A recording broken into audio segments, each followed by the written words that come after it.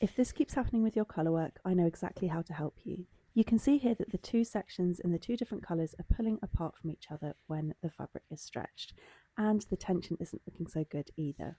Hi, I'm Anna from Needle and Feather and I designed the Herbarium cowl, and I'm going to show you how to get a really good finish on your colourwork knitting. So in this video I'm going to give you some tips and tricks on how to knit colourwork. If you don't know how to follow a colourwork chart, then I'm going to recommend you go back onto my profile and look for the Jump Into Colourwork series. For this tutorial, I'm going to show you how to knit this oak leaf design, and I've used the Merino Aran from Yarnsmith. These techniques are relevant for whether you're knitting in 4-ply, double knit, Aran, it doesn't matter, but Aran is nice and easy for you to see. All of the colourwork designs in this pattern are designed with a motif. As they start in the middle of the knitting, you have these intersections where you switch from the green yarn to the yellow yarn. You can end up with holes and gaps where your two colours meet. And the key to fixing this issue is all about twisting your yarns together as you're knitting. So let's get started. I have cast on 23 stitches and I'm working the first 2 rows. I always purl my first row, which is just personal preference. So I've purled a row, I've knitted a row, both in my main colour, and now I'm adding in my contrast colour. So I lay the yarn over my right needle, purl the stitch, and then just drop the yarn to the right hand side and purl to the end of the row.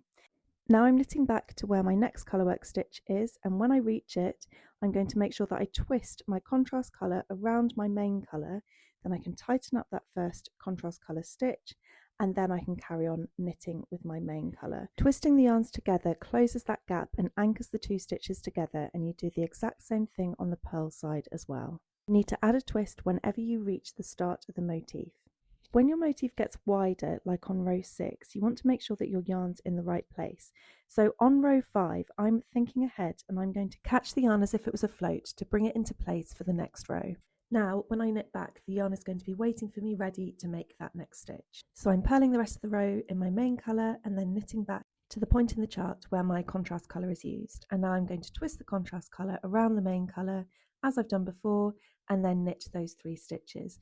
The reason we want to do this is that otherwise the tension would pull the stitch that it's wrapped around because it's travelling too far with no support, whereas here it's linked on the row below, which puts less pressure on the stitch. As you can see, my edges are really nice and tight. If you do get the odd loose stitch, then you can just turn the knitting over, give it a tug from the right side, and then you can see which stitch you need to just pull to tighten. So that's how you make sure that your knitting with motifs is really nice and neat, and I really hope that this was helpful. And if you're interested in more of my patterns, then drop a comment with the word RAV, R-A-V, and I'll send you a link to all of my patterns.